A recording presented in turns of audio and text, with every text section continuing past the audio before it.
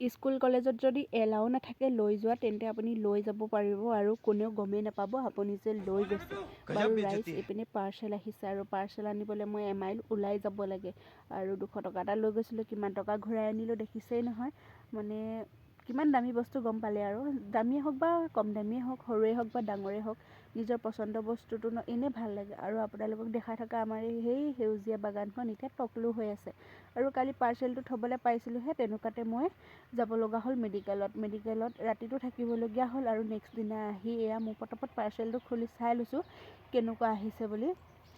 আৰু যদি বেয়া আহিছে ৰিটাৰ্ণ কৰিব লাগিব নহয়।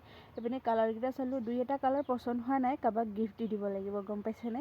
তাৰপিছত এইটো মই পূৰা পটাপট গা চা ধুই আহিলোঁ, যিহেতু মেডিকেলৰ পৰা আহি এনেই ভাল নালাগে ন, সেইকাৰণে গা চা ধুই আহি পূৰা বোলো এটা লিপষ্টিক ট্ৰাই কৰি চাওঁ আৰু যোনটো কালাৰ মোৰ পচন্দ হোৱা নাই সেই কালাৰটোকে ট্ৰাই কৰিম কেনেকুৱানো লাগে। কিন্তু ট্ৰাই কৰি চাই গাইজ কি ক'ম, ইমান ধুনীয়া লাগিছে নহয়।